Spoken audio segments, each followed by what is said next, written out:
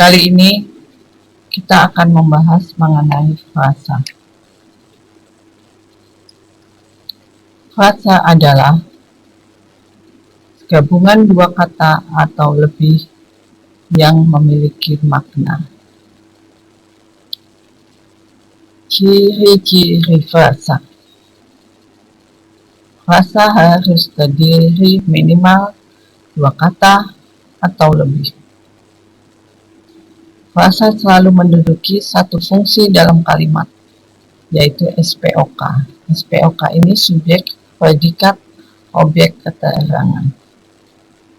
Frasa adalah gabungan dua kata atau lebih yang memiliki makna. Contoh, rumah sakit. Nah, ini adalah gabungan dua kata. Rumah memiliki arti, sakit memiliki arti. Jadi ini penggabungannya menjadi suatu arti tersendiri. Jenis-jenis frasa. Frasa nomina, frasa verba, frasa adjektiva, lalu frasa numeralia, frasa adverbia, dan frasa pronomina. Jadi ada sebanyak ini frasa, dan mungkin bisa lebih dengan penelitian dari ahli-ahli bahasa Indonesia. Tapi untuk kali ini saya hanya berfokus kepada poin 1, 2, 3, yaitu frasa nomina, frasa verba, dan frasa adjektiva. Jadi saya pikir kita lebih baik sedikit tapi fokus dan Anda bisa lebih memahami. Ya, ini selanjutnya akan dibahas mengenai frasa nomina, frasa verba, dan frasa adjektiva. Frasa nomina. Rumah mungil, baju merah. Jadi di sini yang menjadi pokok nomina ini adalah kata benda. Jadi kalau ini frasa, kalau rumah ini kan kata benda, tapi ini frasa nomina berarti dua kata. Jadi yang menjadi fokus adalah rumah. Lalu mungil menjelaskan rumah. Baju merah sama demikian juga. Yang menjadi fokus adalah baju. Merah itu menjelaskan baju. Jadi ini istilahnya frasa subordinatif. Tapi saya tidak menjelaskan lebih detail mengenai frasa subordinatif. Jadi saya hanya memfokuskan tadi jenis-jenis frasa 3 tadi yang sudah saya sebutkan. Jadi ini tadi mungil menjelaskan mengenai rumah, merah menjelaskan mengenai baju. Jadi yang namanya nominanya utamanya adalah rumah dan baju. Lalu hak dan kewajiban. Nah, kalau ini hak dan kewajiban ini sejajar atau setara. Jadi hak itu kata benda, kewajiban kata benda. Jadi ini sejajar atau setara. Berbeda dengan yang tadi, rumah mungil dan baju merah. Nah, frasa nomina menduduki posisi subjek atau objek. Jadi sama halnya dengan kata ya. Kalau kata yang kelas katanya kata benda, itu menduduki posisi subjek atau objek. Jadi kalau kata yang nomina, kata yang kata benda, itu menduduki posisi subjek atau objek. Demikian juga dengan frasa yang nomina. Frasa yang nomina menduduki posisi subjek atau objek. Ya, ini menduduki posisi subjek atau objek. Rumah mungil berada di pedesaan. Jadi ini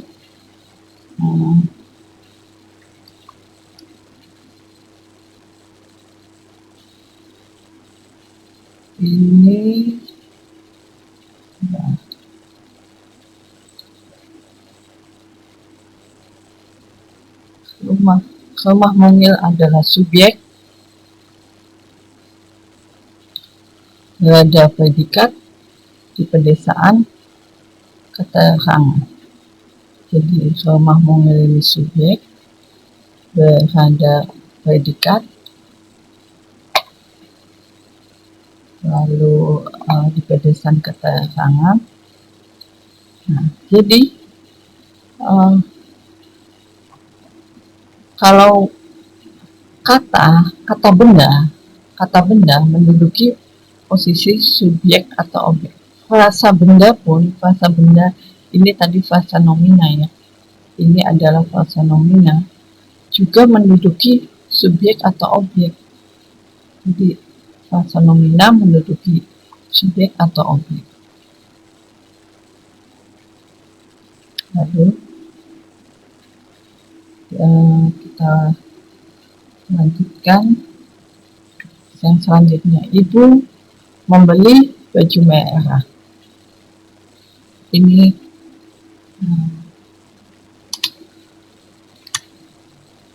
Ini juga ibu ini adalah subjek, membeli predikat, lalu baju merah adalah objek. Jadi baju merah ini apa tadi sudah jelaskan, ini adalah frasa nomina. Jadi ini frasa nomina bisa menduduki posisi subjek atau objek.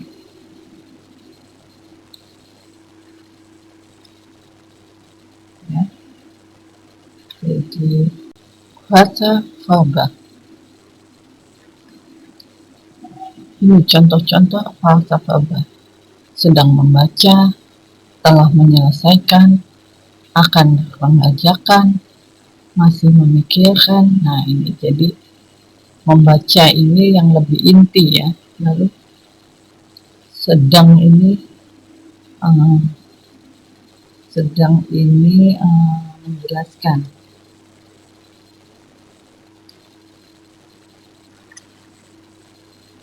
Jadi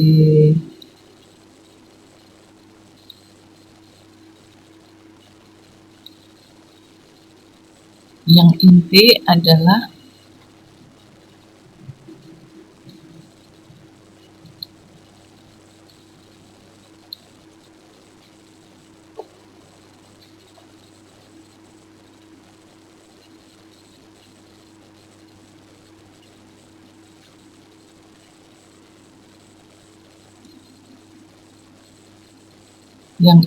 adalah membaca, lalu sedang ini menjelaskan. Ini juga yang inti adalah menyelesaikan, lalu telah ini menjelaskan. Demikian pula dengan mengerjakan. Tapi yang namanya frasa itu, kalau membaca ini kan kata ya, kata kerja. Sedangkan sedang membaca frasa verba. Menyelesaikan kata kerja. Telah menyelesaikan frasa verba. Mengerjakan kata kerja. Akan mengerjakan frasa verba. Demikian ini juga memikirkan yang intinya ini kata kerja, masih memikirkan ini frasa verba. Jadi yang ini kalau hanya ininya saja tadi verba saja atau kata kerja, tapi dengan ada masih jadi frasa verba. Jadi kalau yang ini sama dengan tadi penjelasan mengenai frasa nomina ya. Kalau ini kan lebih tinggi yang membaca, ini menjelaskan, ini juga lebih tinggi yang menyelesaikan, ini menjelaskan. Tapi kalau memikirkan dan mempertimbangkan, ini posisinya sama-sama. Ini kata kerja,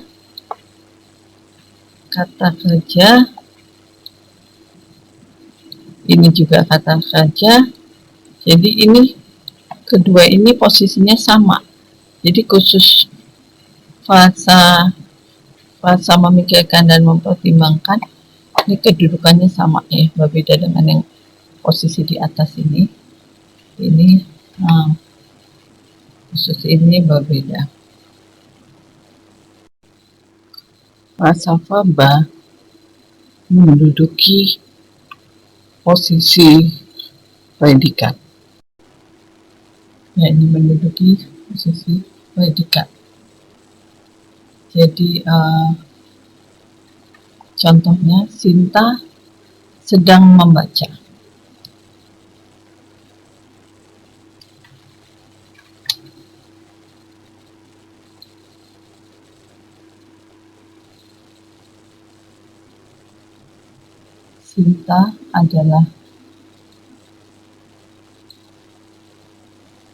Sinta adalah subjek, sedang membaca ini predikat.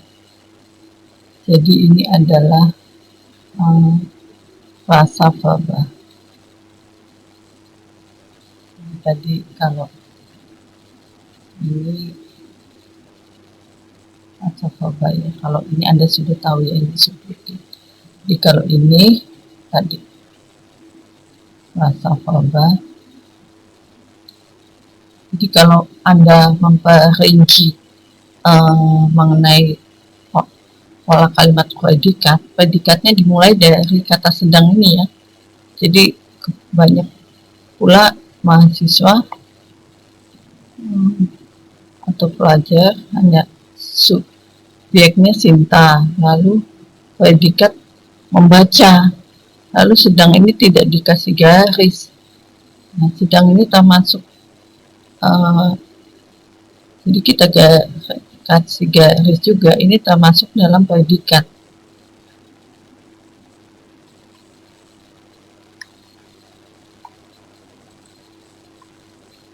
Lalu ayah akan mengerjakan tugas kantor.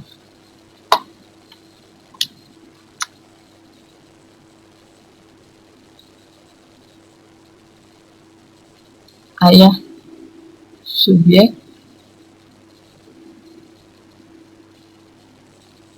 akan mengerjakan predikat, tugas kantor objek. Nah, inilah rasa faba yang kita bahas saat ini. Ini adalah rasa faba. Sama dengan hal ini ya, kalau kita menggaris juga, menggaris ini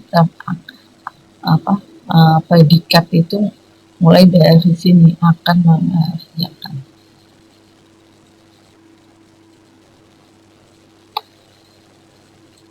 Contoh kalimat, saya telah memikirkan dan merenungkan keputusan ini. Diperinci pola kalimatnya adalah saya subjek telah memikirkan dan merenungkan predikat, keputusan ini objek. Lalu kalau kita rinci lagi berdasarkan kelas katanya, memikirkan kakak atau kata raja, merenungkan juga kata raja.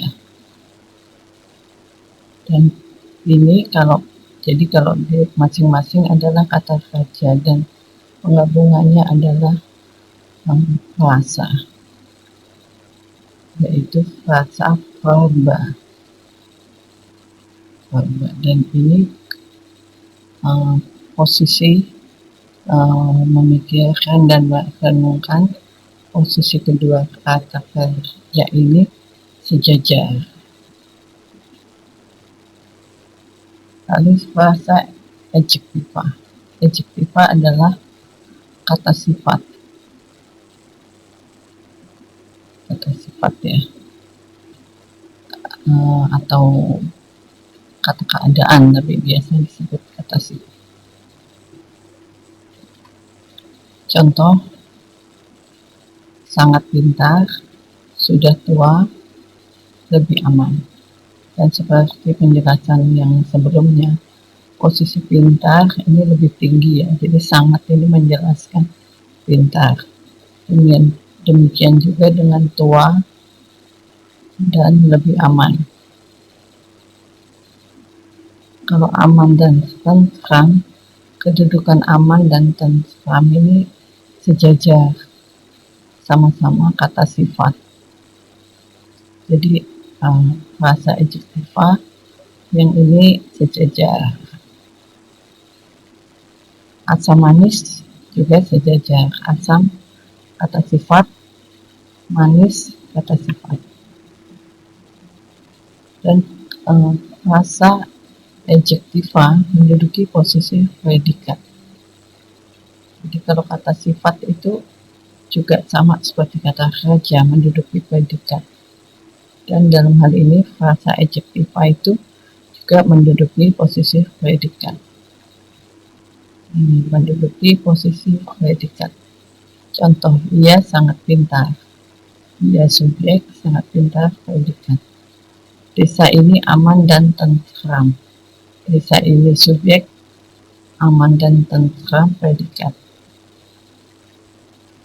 Ya, ini aman dan tentram frasa verba yang sejajar. Mengenai lebih detailnya atau perincian lebih rinci mengenai subjek, predikat, objek ada di video mengenai SPOK atau subjek, predikat, objek keterangan ini. Jadi silakan Anda tonton yang SPOK ini, dan tentunya lebih detail ya, dan juga ini sangat penting SPOK ini untuk pemahaman Anda dalam membuat kalimat. Jadi jangan lupa untuk dan itu suatu keharusan untuk Anda menyaksikan. Penggunaan frasa. Jadi kita sering mendengar atau mungkin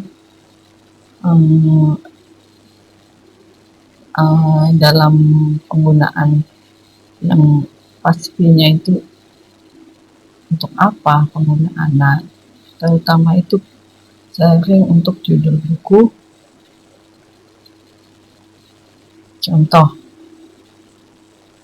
perekonomian Indonesia. Ini frasa ya. Jadi walaupun sama-sama perekonomian itu kata benda, Indonesia juga kata benda, jadi ini frasa yang kedudukannya sejajar. Nah, perekonomian Indonesia adalah frasa nomina. Dan frasa nomina ini bila di dalam kalimat menduduki posisi subjek atau objek. Judul lagu misal antara Anyar dan Jakarta, antara kau dan dia, dan sebagainya. Ini juga adalah frasa, dan kalau dalam kalimat menduduki posisi keterangan. Saksikan video lanjutannya, yaitu topik mengenai klausa. Ya, demikian pembahasan ini. Jangan lupa saksikan lanjut.